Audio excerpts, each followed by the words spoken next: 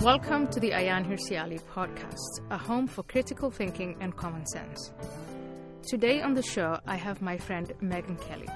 She is the founder of Devil May Care Media and currently hosts the podcast The Megyn Kelly Show. As a world-renowned journalist, Kelly rose to prominence reporting on some of the most consequential U.S. and international news events of the past decade.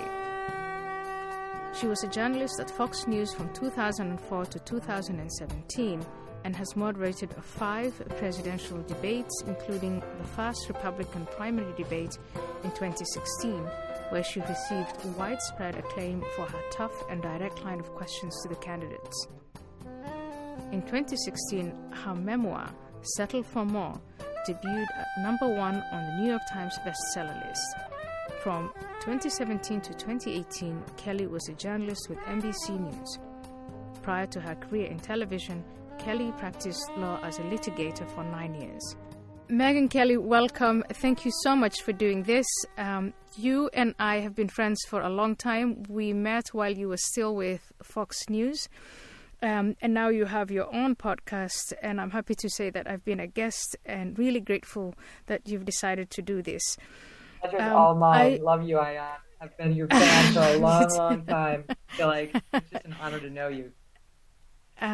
It's totally mutual. Megyn, I always start with, background, your childhood, where did you grow up? How did you become who you are? Just, a little bit of life story. Well, I was actually born in Illinois, but I grew up, when I was 7 months, we moved to New York, and I've spent my whole life really in New York State, Syracuse, Albany, New York City. I did a 5-year stint in Chicago while I was young and practicing law. But other than that, I've been pretty much in New York. And I come from a family of nonpartisan, left-leaning people. So most of my family were Democrats, not to go right to the politics place, but sometimes people ask me this. But they didn't really care. We didn't talk about politics at night at the dinner table. They weren't trying to engender. My family basically thought Republicans are for rich people. We're not rich. Therefore, we're Democrats. But they were pro-life. So, because we were Catholic. Yeah. So I don't know. I just grew up sort of non-political, nonpartisan in a very loving family in upstate New York and had the really quintessential childhood in a lot of ways. Went to a great public school, was head of the cheerleaders and dated the captain of the football team and did the homecoming parade thing and didn't really pay much attention to my academics until I realized it could get me somewhere if I did, which was much later, and had a happy childhood. We lost my dad to a sudden heart attack when I was a sophomore in high school, which was, of course, awful. Anyway, got serious about my academics, decided to go to law school, went to Albany Law School, practiced law for 10 years, decided that stunk, did TV, and now here I am podcasting. Yeah, you make it sound so easy and just flippant, but you're not just, doing a podcast. You are, in fact, one of the most prominent women in media today. And in terms of that, I think of you as a role model, and I think that lots of young women think of you as a role model. I wanted to pick your brains on a number of issues that affect women. One of them, the story that got a lot of publicity, is getting a lot of publicity these days, is the whole Me Too thing. Right. But if we just take one step back, most people meet and develop romantic relationships at the end of high school, during college, and then eventually at work. I met my husband at work.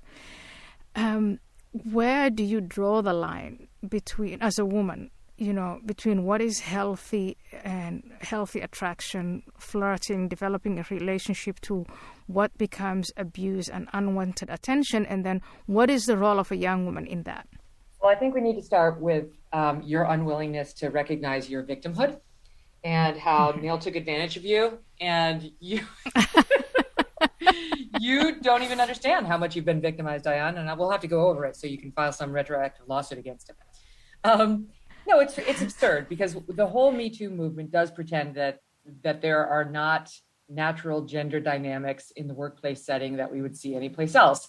it was never meant to be, in my view, as somebody who I think was sort of part of it early on, not exactly willingly. I wasn't joining the movement, but I don't think it was ever meant to be something that legislated away normal human behavior, attraction, or the realities of how men and women potentially interested in one another after spending 12 hours a day together interact. It was meant to stop men from conditioning work advancement on sexual favors or inappropriate behavior in the office place that may have created a hostile work environment as well. And now it's morphed over into a guy who asks a female colleague out is a harasser if her answer is no. Well, that's nuts. Now, when the guy is in a massive power dynamic and he's a massive power position over the woman, it's a different story. Then you do have to take a harder look at, is the yes she gives him in response willing? And that was sort of the Matt Lauer situation, right? It was like we found out that he was harassing half the building, and a lot of the women were going along with it because he was Matt Lauer, and they were 20 years old, and they were scared to death that they'd lose their jobs if they didn't say yes to him, and really lived with a lot of shame about having gone along with his desires. And then there were much more egregious allegations against him. Anyway, I think we have to be reasonable. And I remember seeing Ayaan a Jon Stewart live show years ago. This is while I was still practicing law. And he made a joke about how it's so hard to get people to go out in the streets and protest with signs that read, "Be reasonable." And he's exactly right. I think that's really the only caution that we have to say to people in the workplace is it's like, we're still men and women. We're still attracted to each other. It's biological. It's been going back for thousands of years, and there's no legislating that away. So a lot of great relationships start in the office. We can be conscious of that while still understanding power dynamics and where people's behavior crosses the line. So by then, let's go back a little bit and go into the years of college, maybe even high school. It's, how girls are raised, how boys are raised. And like you said, this is natural. It's biological. It's been around for thousands of years. I've been asked by a European friend recently, what is this Title 19 thing? And I attempted to explain it and I failed. Could you explain to an alien from outside of Earth, what is it? Where did it come from? And who exactly does it protect? Yeah, Title 9. Title 9, 9. Sorry, not 19. Yeah, no worries. You're thinking COVID-19. There'll be a title for that soon, too. It'll say, stay in your house and wear double masks forever. Title 7 is the statute that basically says no discrimination in the workplace based on gender, age, disability, etc., race, national origin. And so that protects you in your workplace from unlawful harassment. Title 9 basically does the same when it comes to the academic setting, college sports, for example. You can't tell a woman that they can't have a women's soccer team because they really tried to get sort of not parity exactly, but more equality on college campuses thanks to Title 9. And now we're seeing this same body of legislation, Title 7 and Title 9, expanded to trans people, not without some controversy, because there's a real question about whether that should mandate the participation of trans girls in girls' sports and so on. But that's sort of where we are. You're not allowed to unlawfully discriminate against a woman based on her gender in the workplace, thanks to Title 7, or in the academic setting, thanks to Title 9. Okay, got it. And how does it relate to sexual harassment?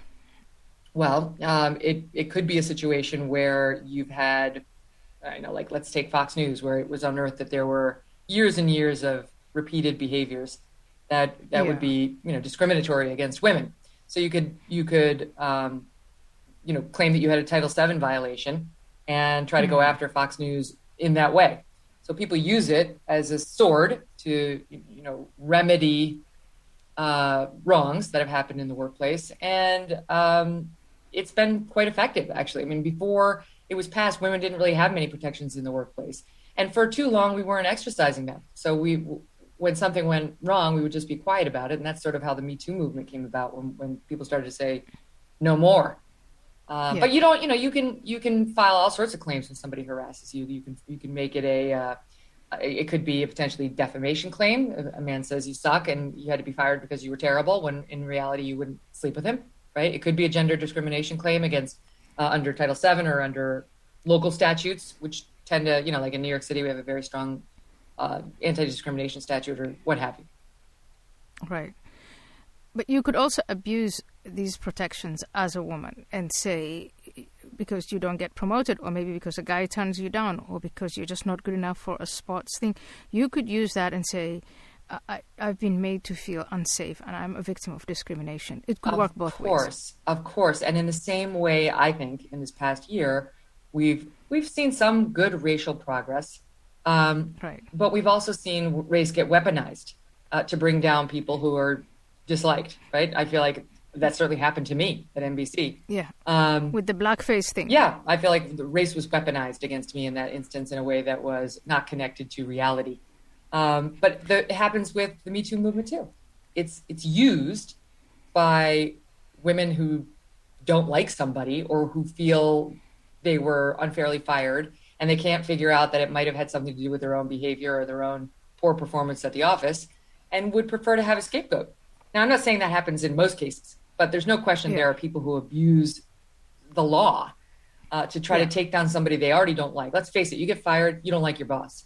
And if you can think of a way to get him, you might. And this is just to take it back to Fox. This is one of the complicating factors in that whole story, because Gretchen Carlson, who filed the lawsuit against Ailes, had just been fired. She had been demoted, then she'd been fired. So most people's first instinct was, she's just bitter. She doesn't want to come to terms with the fact that she was failing on her shows. And she wasn't doing well in her shows. So internally at Fox, we knew that. And we knew that she wasn't very well liked by him. She didn't have a ton of friends in the building. So it was, we're not sure. It was when all the currently employed Fox women came forward in such big numbers, right? Who they don't have an axe to grind. Not all 30 women, whatever the number was, were demoted or not promoted or had some axe to grind with Roger. It just couldn't be. The sheer numbers alone tell you that can't be it. That's what brought him down when all was said and done. So yeah, women abuse it. And this is Roger Ailes. In many cases. He was the boss. He was the CEO and chairman of Fox, and Rupert Murdoch funded Fox News, but Roger Ailes built it and was really the patriarch of the company and the driving force behind it, and the genius behind it since its inception. Yeah. So Megyn, now if you put on your lawyer's cap on, it is possible, obviously, that a woman can be a victim of discrimination and harassment, and just like a black person can be a victim of discrimination and harassment. But some individuals could also be motivated by revenge. I mean, it's always very complex, but that is why we have due process. Where would you take, if you think of yourself as a genuine victim of harassment, sexual harassment, discrimination of any kind, in the workplace, where would you take your case? Well, I mean, I think first, having lived this, you have to ask, is there a safe avenue for reporting in my workplace? Exactly. Right? Because you look at Fox, there was none. It was the CEO of the company. Who are you going to go tell? Yeah. Good luck. Yeah. Right? Yeah. And still, even at Fox, when it happened to me, I did go to a supervisor, a powerful supervisor. And that person told me to ignore it and it would go away, which it did. But let's be honest, that may not have been the best advice for the long haul, but we weren't really thinking like that back then. So you got to find out if there's a safe avenue for reporting. And if there isn't, you got to consult outside help. Now, ideally, it's your own private attorney who's got only your best interests at heart. Right. Short of that, you can try a group like Time's Up, though I have really complicated feelings about that group. They're the ones who rejected Tara Reid, claiming they won't help somebody if it's political. Meanwhile, their communications advisor was Anita Dunn, who's now on the Biden team officially and was at the time as well, which wasn't disclosed. It's a partisan organization, sadly. But you gotta, I think that my number one advice for people in this situation is to find other people. Find out if it's just you, or if it's a wider spread situation, because there definitely is safety in numbers. And I think it's easier to come forward if there are others with you, as opposed to if you're just one lone target. So the thought I'm having as you speak is bad things happen, discrimination happens, all this stuff happens. But actually there are rational, commonsensical ways of resolving these issues. The safe avenue, find others. There are organizations to go to, and eventually there's the law, the court of law. But what we are seeing, some of what we are seeing now, has nothing to do that. It's not finding justice for a true, genuine victim of discrimination. I totally agree. I mean, I think women have been disempowered. And it's one of the things I noticed, again, to take it back to what we've seen this year with like critical race theory, right? It's supposed to be uplifting people of color. And in fact, the messaging is exactly the opposite. It's disempowering. And that's what's happening with women too. We don't need to be treated like delicate little daisies who can never have their petals ruffled, right? Like we're stronger than that. And P.S., if we're not, then we need to get stronger by having a few adverse things thrown at us so we can handle them and get through it and build those muscles. But I think we sort of are losing the message of agency in the workplace setting. Like, I realize if it's your big boss, you're in a difficult position. But sometimes, when it comes to, let's say, a hostile work environment where people are behaving like jerks around you, it can easily be handled by some snarky remark right back to them. Some on the record, don't speak to me that way. I mean, I'll just take you back, Ayaan. Back when I was a young lawyer, I was 24, I think. I was fresh out of law school. I was working for a big firm in Chicago. The senior partner used me on a lot of cases. I completely revered him. I was the only woman in the office, the only female lawyer. And he kept asking me to copy cases. He kept asking me to copy them. Not like copy them and discuss them for strategy. Just go be a secretary and photocopy this case. And finally I resolved, if he asks me to do this one more time, I'm going to confront him. And sure enough, it happened. And I was shaking. I was like, he called me and he said, please go do it. And I walked to his office. My hands were shaking because I knew exactly what I was going to do.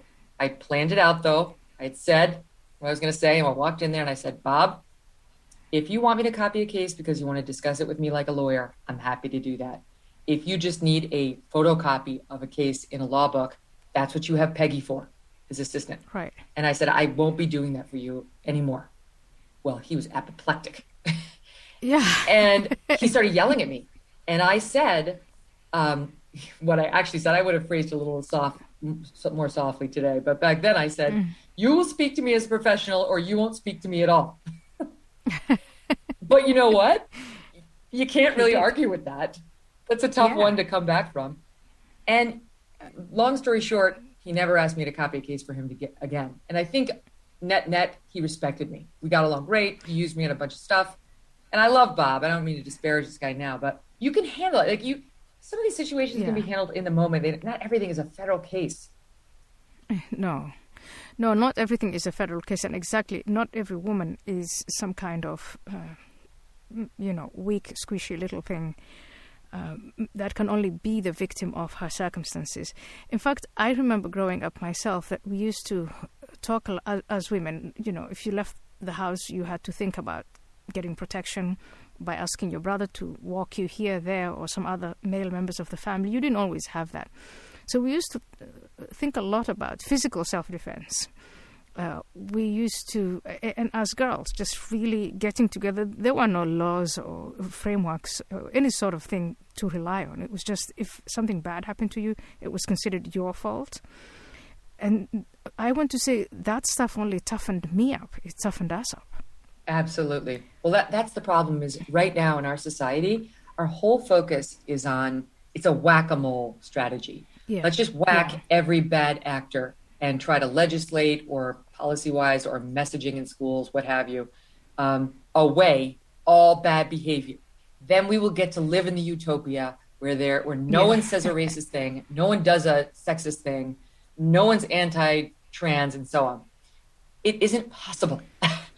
Look at humanity. Read history.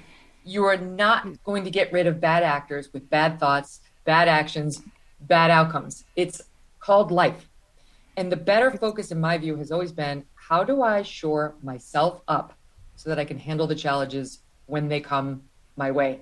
Right now, there's no focus on that. None. We're not building any resilience in our young women or really anyone, young students. Young students, and then there's this whole woke thing that's going around because at the process, the time when you build that stuff up, That's at school. And there is a crisis in our education system. Instead of building, instead of empowering the individuals who are weak, we're putting them in factions or groups, dividing them along skin color and gender and so on, and telling them that they're victims and that they can only hate other people. You pulled your kids out of the school that they were going to in New York, a private school.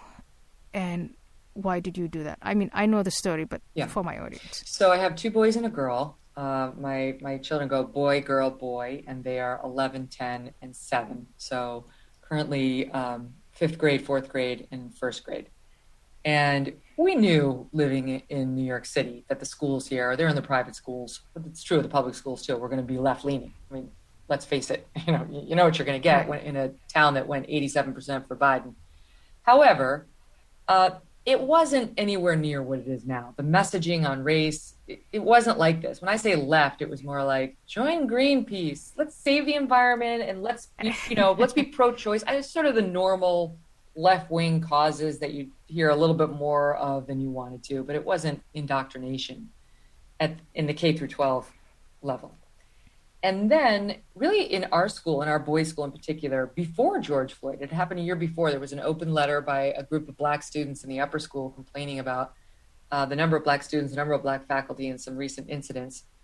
That really got the ball rolling at our school. And the first year, I thought, for the most part, they had a lot of goodwill. Most of us parents were on their side. We agreed the numbers of Black enrolled students could increase, the Black faculty could increase, not to make it a sheer numbers game, but the collegiate needed to do better on that. And so they had a lot of goodwill and a good sort of ball of steam behind them. And then, like any of these things, they went overboard. And the George Floyd thing really changed things. So we went from having, sort of more of a focus on, let's say, Black history, which is fine. No objection to that, to the last straw for us in the school.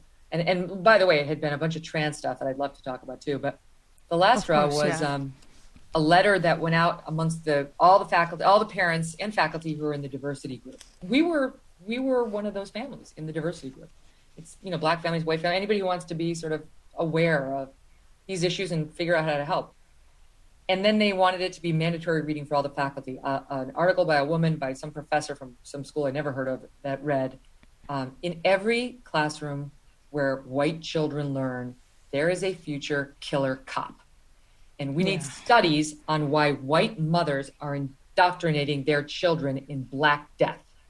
On every corner of America, white children are learning how to choke out Black death with impunity.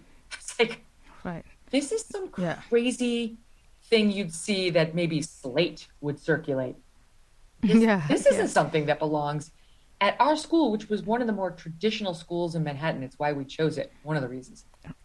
And there was just no appetite to do anything about that letter or the messaging just like it, nor the crazy hard left turn on the trans messaging. And that was the last straw, and we pulled our kids. So you call it crazy hard left, and it is crazy hard left, but that really is code for a form of new racism, whereby now white kids are demonized, but Black kids are made to believe that they're victims. And the animosity, the racial animosity that's instilled into both groups is just astounding. Absolutely. And it's not only in that school, it's now all across the board. That's exactly right. And while they're delivering this incredibly divisive messaging, they're telling the students there can be no other opinion. Discussion on this is not wanted or welcome. So it's really the Robin DiAngelo approach. You will sit, white people are supposed to sit during critical race theory sessions in the discomfort of their whiteness. I'm quoting. And Black kids and Black employers in CRT and their employees are supposed to sit and be open with their tears about their pain. White people aren't supposed to express any pain. They're both supposed to just be quiet. And if you're feeling upset, keep it to yourself, because that's putting the burden on Black people to build you up. This is what's trickling down. It's so disempowering. Ayaan, that moron Robin DiAngelo, whose teachings are trickling into this K through 12 education, wants me, every time I see you, to start with, Ayaan, let me apologize for my people, my race, myself, Yeah. and promise you I will spend the rest of my life trying to make it up to you. You would laugh in my face, justifiably. So I'm challenging her to a debate. I've been asked by an Australian media group who say, they want us to have conversations about the people we disagree with the most. I disagree with her, obviously. I think that her work is... I'm not even sure that it's coming from a good place, because for a while we've been saying we think that these people have good intentions. It's just that they express them in the wrong way. And the proposed remedies lead to more antagonism and more hostility. But I'm not even sure that this is coming from a good place. I was preparing for that challenge and started to read her book and look at some of her videos. And this is just a theology. It is... It's so terrible. I mean, so she has the title professor. She's actually teaching at universities and is being ideas are being exposed to young, impressionable people. And I think, gosh, this is wrong. She is saying all white people, with absolutely no exception, all white people are racist. And then she goes on to say very clearly that racism cannot be defined and should not be defined as an individual intentional act perpetrated by and the perpetrator's idea is motivated only by the race of that person. That's how I define racism. She's saying it's in structures and systems and it's in our culture. And so as a white person, you are condemned. And if you say, I'm not a racist, which is the natural reaction, then she'll say you're fragile. Right. And that fragility, your defensiveness is actually, it's keeping the system up. It's absurd. It's awful. And if she agrees to debate you, there isn't a soul in this country who wouldn't want to see that. But I predict she won't. I don't think she's got the courage. It's like, our mutual friend, I think Coleman Hughes, has been trying to get Ibrahim Kendi to debate him in any forum. And he won't do it. He doesn't want to defend his ideas, which are now, among their many other, powerful and important and influential places, being incorporated into, if you want to get a certain grant from the U.S. government as a school, if you can prove to them that you're incorporating the 1619 Project and or Ibrahim Kendi's thoughts, which are, he basically wants to destroy all capitalism because it's racist. I mean, that's the least controversial of his thoughts. Yeah. And then you get the money. So, like, nice school you have there. I hate to see anything happen to it. If you could just teach this stuff, I'll give you the money to prevent anything bad. I mean, that's really the position we're in right now with the Biden administration on this front. I've read Ibrahim Kendi's book too, and I just remember every few pages shouting and saying, but this is not academic. The key terms are not defined. It's actually also incredibly arrogant. Yeah. And he grew up in a middle class family and incredibly comfortable. He's using the fact that he's black not to advance the rights and freedoms of black people, but to advance himself. It's so clearly selfish and self-indulgent and navel-gazing. And obviously, I'd love to debate him too. Yes. Good luck to Coleman. But I think the thing to do is to carry on challenging these people to come out into the open and have their ideas scrutinized, critically scrutinized. Why would they? Everyone can. Yeah. Why would they? Yeah, right. Why would look at Colin Kaepernick. Look how much money he's making now from Nike and other sources on his anti-capitalist message. Right. Even it reminds me of the BLM co-founder Patrisse Cullors and her 4 homes, several $1 million, and her retreats in Malibu and the money she's giving to her ex-boyfriend's consulting group. I mean, she's rolling in the dough. If this is what Marxism is and social, I'm all for it. Maybe I've been confused. Yeah, why work so hard? Why don't you just guilt trip people to give money to you so that you can go buy your homes? Big business. And it's, but again, so one thing though is that why are people then so gullible? Why are they giving away their money so easily without any controls of it? Well, I think it's 2 groups. I don't think anybody really on the right is doing that. I think if you look on the left, and I exclude a large portion of the left, if I always think of people on this ideological scale of 1 to 10, Let's say the hard left are the ones and the hard right are the 10s. I think, and, 5 are dead center. So I think those 4, 3.5 liberals, they're with us. I don't think they are woke. The center, like the James Carvilles of the world, they're not woke. Right. None of my friends on the Upper West Side are woke. They're all Democrats, and they're not woke. And they don't like this stuff coming down. So let's talk about sort of this weird faction that's leaning over in 1 and 2, right? Like that. Those are the ones, and it's a very small number driving this. But I think what happens is they reach some more people on the ideological scale by guilting them. Yeah. The term white guilt by Shelby Steele is pretty apt, and sort of telling them you can buy in and assuage your guilty conscience, and it'll show support, allyship. It's something you can say, you're part of this movement. You want to prove you're not a racist because that's the worst thing you can possibly be. And here's a way, right? But I think that there's a lot of others, corporate America in particular, that's just paying the ransom, right? They're paying the ransom, yeah. And I think it would be so much more intelligent and rational and more serious to actually acknowledge that these disparities are there and then look more seriously into what exactly is causing these disparities, which is way more complex. John McWhorter and what he thinks about this. You look at the complex set of things that cause them, and then you look at things that have worked. I mean, I come from Africa. I know several schools that were established there by Africans and Brits and even Americans. Schools in India. There's just a growing body of schools in the world that cater to poor children and children who find themselves in disadvantaged positions that are producing fantastic graduates.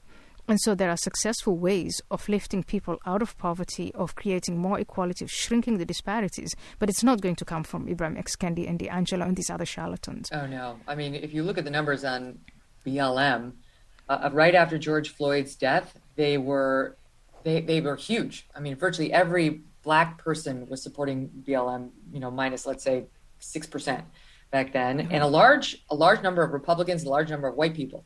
The numbers have totally fallen among the whites. They've totally fallen, still high among Black voters.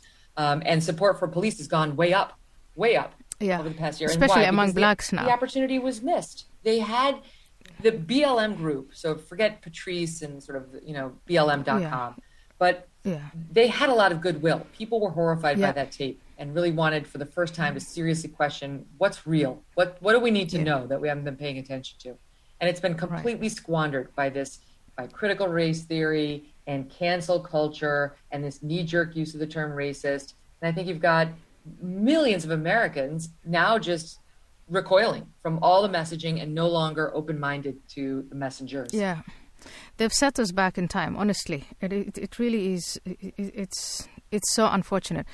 But I think it would be great for all of us to use our platforms to continue, to say it's really important to address the disparities. So let's keep on talking about it, but then let's seek truly inclusive, not the fake stuff, but truly inclusive and effective ways of trying to shrink those disparities. Absolutely. I mean, as long as that's the case, you'll have these people come and abuse those situations and abuse the positions of underprivileged people, take advantage of them. All this money that's been given to Black Lives Matter, how much of it has gone to, bring about any kind of change for even one Black child? Oh, I mean, most of the, the mothers of the movement, many of them have complained. The mothers of the young Black men who have been killed by police, which is, of course, what spurred BLM, have complained publicly. They haven't seen one dime. And a lot of Black communities have complained they haven't seen one dime of this money. They don't know where this money's going. Who's it helping other than Patrice and her real estate empire? That's a direct accounting of some of the dough. I don't know where the rest of it is. That's certainly not there.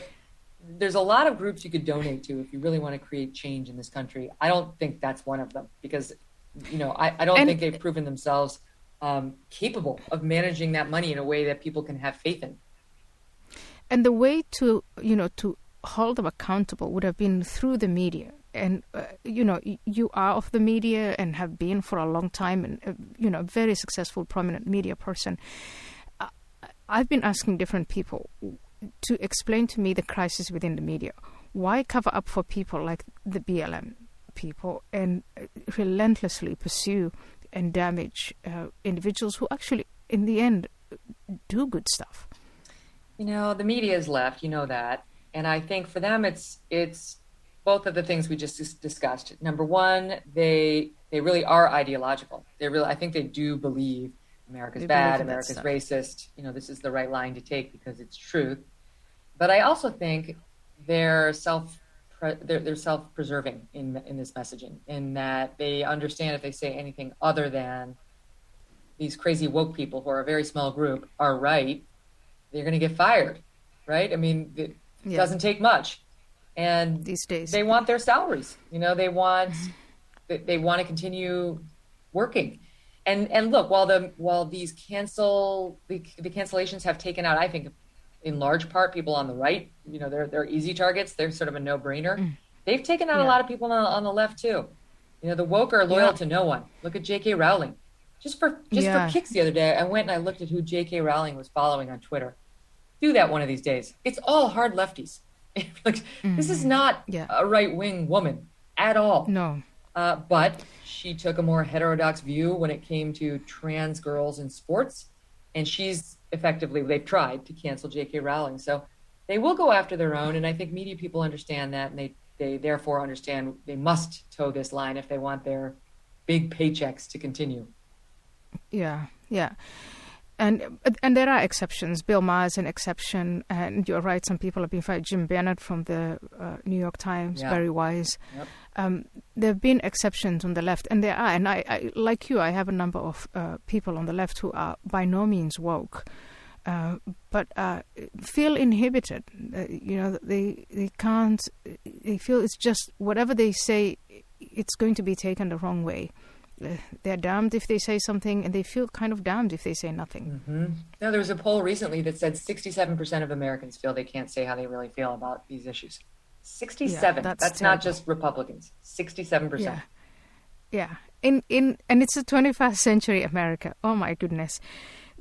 It's just too tragic to think about this. And it's not just in the news reporting, analysis, that sort of thing, but also in the entertainment. I saw your tweet on the Oscars the other night. Right. So now we're not only being reported to in the wrong way, or rather things are kept out with omissions, but we're also being lectured at. Well, that's what it really infuriates me about what corporate America, certainly, which is a patriarchy, where they've been abusing women for years, where the numbers of black hires have been abysmal. But now they want to lecture us on how we need to be less white. Thanks, Coke. I'll work on that. Right? That's a real action point for me. Thank you for that. But the same is true of Hollywood. Hollywood, if you talk to filmmakers or stars or people who work in the industry, it actually is racist. That is a racist place. Good luck getting a job at the top of the Hollywood food chain as a producer, as a director, a filmmaker, or even in large part until recently a star, if you are a black person. So, and yet it doesn't stop them from coming out and scolding the rest of us. And now, in an attempt, I guess, to assuage past sins, every film has got to be about how downtrodden every group is. If you're not making a film, about a woman, a black person, a trans person, forget LGBT. That's yesterday. LGB. That's yesterday. That's out. It has to be pansexual. Take your pick. You're not getting your film made. And it's the same industry that for years was calling Harvey Weinstein a god. And they knew Harvey Weinstein was a predator. It was an open secret in Hollywood. Rose McGowan had been jumping up and down for years saying it, as had others. No one cared to investigate. They weren't interested because they were living in their multi-million-dollar houses, living great lives. So I don't particularly care to hear their lectures. I would love for them to shut up and act. I really would. Yeah. I would. Yeah. I had a comedian on my show the other day who had a great line. Everybody should just go back to doing their own jobs. Let the actors act, the producers produce, let the news people report the news. We don't always have to be virtue signaling all the time. And I'll just give you one other thought on it. The news is the worst. I mean, I come from the news, so I have a particular animus toward what they're doing right now. But CNN is constantly, they're very woke. Don Lemon and Chris Cuomo every night, they're yucking it up and they're passing judgment on everybody, especially if you're orange and you're Trump, right? But everybody. So today, the news breaks that Chris Cuomo has been advising his brother, Andrew Cuomo, the governor of New York, on how to fight the charges of at least 7 women now who have credibly accused the guy of sexual harassment or assault. He's been actively participating in strategy sessions with the governor and his aides on how to push back against these 7 accusers. And you tell me, Ayaan, how is it okay? How is it okay with CNN for him to do that? For him to sit and strategize against 7 sexual harassment accusers against the governor of New York? How would you feel if you were a female staffer working for Chris Cuomo right now? Right? Like what mattered to him wasn't the truth. It was protection of his family. Oh, great. So why doesn't the virtue signaling CNN care about that? Explain that to me. But it's also the CNN that went, after Brett Kavanaugh, who in fact was innocent and had been subjected to 6 FBI investigations and were really relentless. I don't know if you remember that period, but I just remember just as a woman cringing and thinking, oh my gosh, what have we come to? And then seeing, that this process of attempts at destroying any notion of due process. Well, not just everything not just becoming politicized. Right, of course. I was at NBC at that time, and I was, I think, the only voice on NBC defending Brett Kavanaugh and holding people to account who would come on and say things like, he's now been credibly accused by 5 women. No, he hasn't. Not at all. The only one who's made any sort of an allegation that's even worth investigating on its face is Christine Blasey Ford, and that we'll listen to, and we'll make up our minds, which is what happened. But none of the others offered a credible claim, and it was obvious to anybody paying attention. But let's take that one, because NBC, just like the rest of the media, jumped all over Kavanaugh, was calling him a repeat sexual offender, and taking all these claims at face value, putting them on the air, including one where they didn't name anybody. They said one of Brett Kavanaugh's ex-girlfriends told her mother that he slammed her against a brick wall and sexually assaulted her. Well, then somebody managed, after NBC went to press with that reporting, then somebody on the right, in the right-wing media, tracked down the mother who said, that's not true. Then tracked down the actual woman, who was the ex-girlfriend, who said, totally untrue. And NBC had run with that story. Now, this is the same NBC that wants us to believe they wouldn't print the allegations or go with the allegation, the report by Ronan Farrow against Harvey Weinstein, even though they had at least two women on the record. And I've spoken with Ronan, with his producer, Rich McHugh, and with Rose McCowan about all this. And the second accuser was on tape, and I've heard it. They had all of that. They wouldn't run with it because they didn't think they had the story yet. Okay. Anonymous woman up against a brick wall. If your name's Brett Kavanaugh, great. Our reporting standards, we forgot all about him. But if it's Harvey Weinstein, forget about it. We got to protect him. And if it's Governor Cuomo of New York, we actually help him with the strategy of how to get out of it. Right, it's fine. So, I mean, that's what infuriates Americans, and it's why no one trusts the media. I mean, no one does, and for good reason. It's the one nice thing about our current day is that they've been exposed, right? Like, no one's believing what they say anymore, and certainly nobody believes that they're nonpartisan. But then, so this is the thing also, though, Megyn, the issues, sexual harassment against women in the workplace, it is an issue. It needs to be addressed, but it needs to be addressed rationally, right? The racial stuff is there. And then we have a little bit of time, and I wanted to talk to you about the transgender question. Mm-hmm. Well, go ahead, sorry. Now, I just wanted to say it's become, yesterday I had a conversation with a number of people on this issue and professionals, doctors, a philosopher, Abigail Schreier, I'm sure you know about that book. Yeah, love her too. But it was possible, there was a woman there who had, who has a child who went through transition. But all the individuals who are involved in this conversation were perfectly rational, perfectly reasonable. Everybody wants to protect the rights of transgender people, but if there are unintended consequences and other people get hurt, the most vulnerable, in this case children, who, for a while, and this is the subject that Abigail Schreier talks about, because of peer pressure, some people transition and then later on they regret that transition.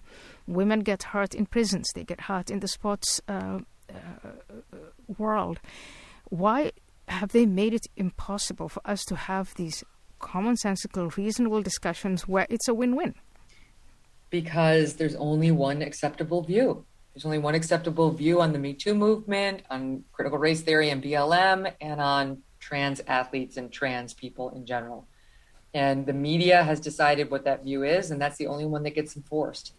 You know, as Sam Harris says, and I know he's a dear friend of yours, as he says, conversation is the key. It's the answer to all of our problems. And conversation itself is being disallowed now on the most fraught issues, the most fraught. And what we are pretending instead is that we already have it all figured out. You know, and nothing could be further from the truth. These are complicated issues. The gender thing, I mean, 6-7 years ago, people would have laughed in your face if you had even suggested that gender is a mere social construct and that there was anything more than two sexes and two genders.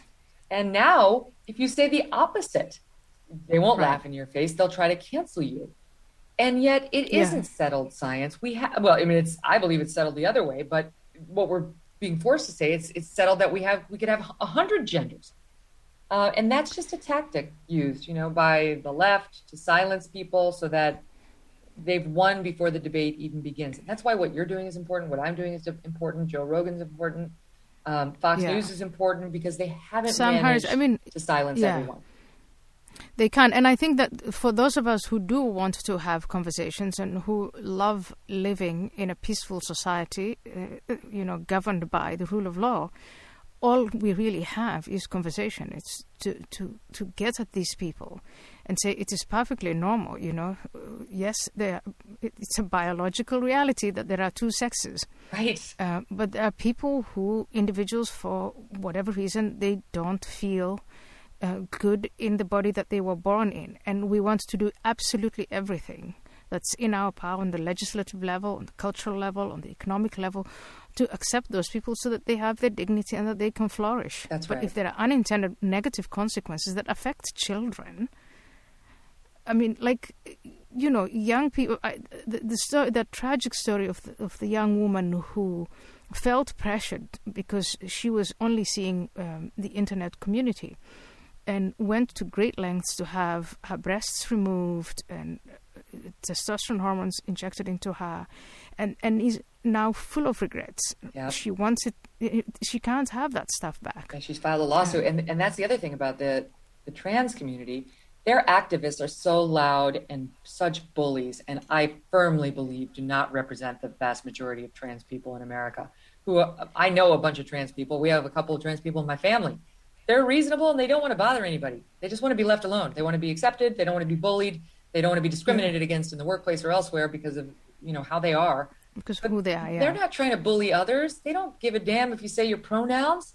You know, we've got to this place now where if you don't have she, her, hers in your Twitter bio or BLM up or the blackout square on that one day on Twitter, you get harassed by some of these folks. As like, you have to accept that it's not enough to be non-bullying.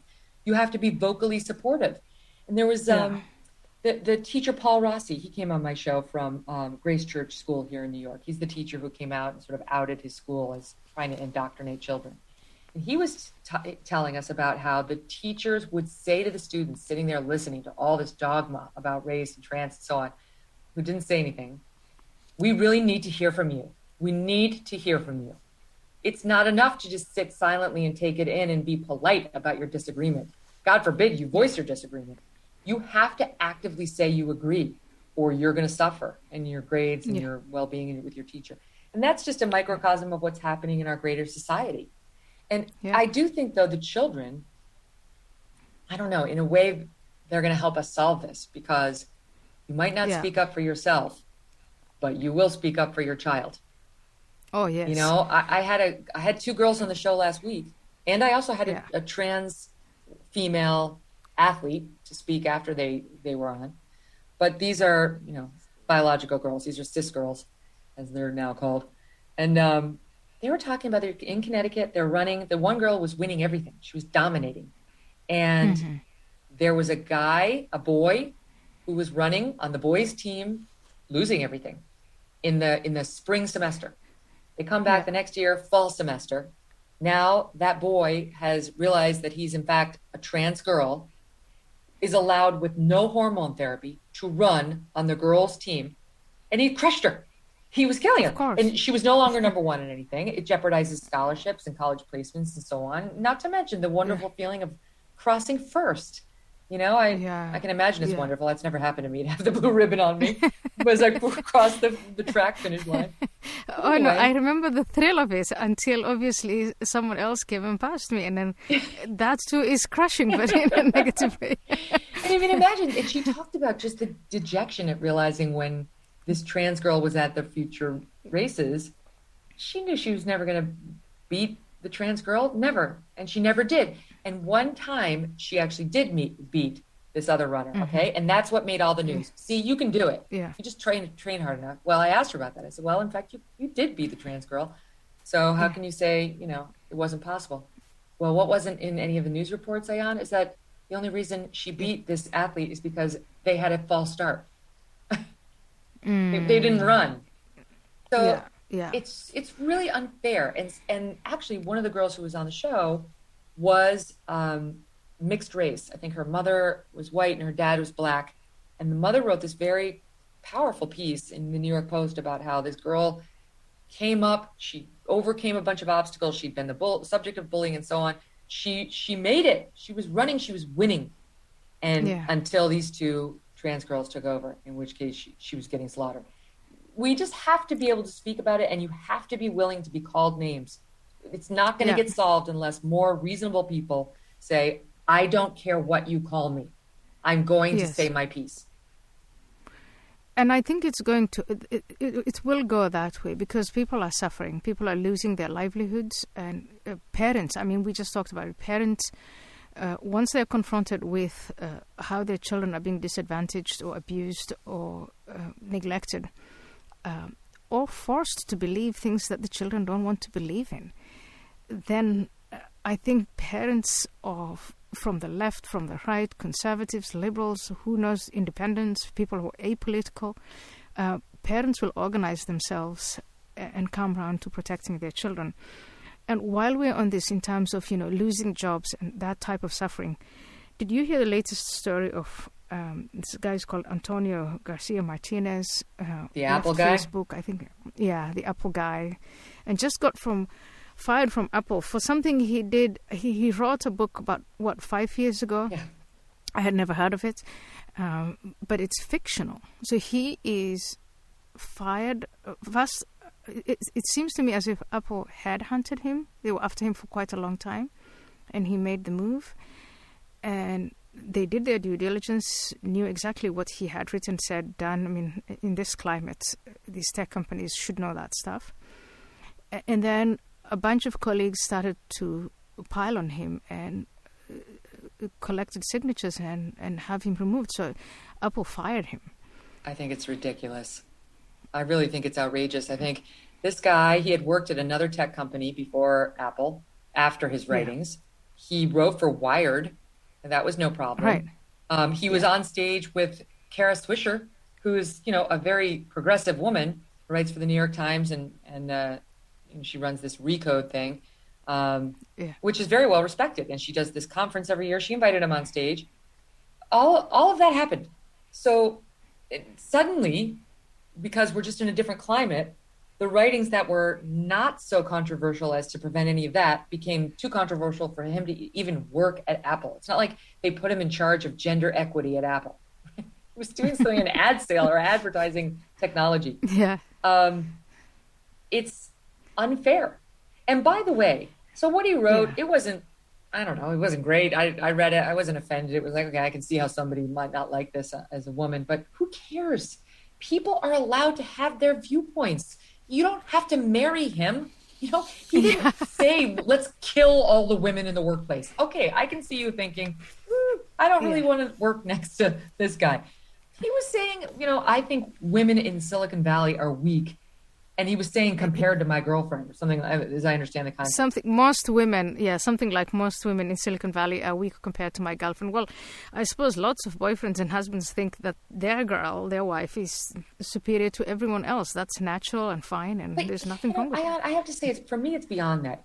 Why, if he is a sexist, I don't give a damn. I don't care. Right. What I care is that he not behave in a sexist manner in the workplace in a way that disparages or that hurts women's careers. I want to look at somebody's actions. It's not illegal to be a sexist. It's actually not illegal to be a racist, to be a transphobe. What we care about traditionally in the law is how you act, how you treat others, not some thought you had in your head while writing a piece of fiction or even nonfiction, right? I mean, even if you took a position like the Google guy did a couple of years ago, that's okay. We don't all have to agree on these things. We have to look at how you treat people. And we've somehow abandoned that in favor of thought policing. But in this case, I mean, going back to the law, for a very powerful Silicon Valley company like Apple to, fire an employee on such flimsy grounds, don't you think he has a case against Apple? I mean, no. For what? They can fire him because they don't like brown hair. They can fire him as long as he was an at-will employee. They can fire him for whatever reason they want. And sadly, if he's a contract employee, which is better than being an at-will employee, you have some rights that prevent the immediate termination. They usually have, even in corporate America now, certainly in the news business, but they have something called a morals clause, which are usually written so broadly where they say anything that you do that could bring the company into disrepute would be grounds for us canceling this contract and firing you.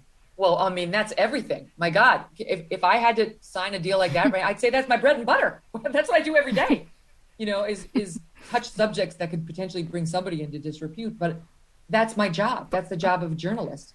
So why don't they fathom the trolls that are gathering to sign these papers?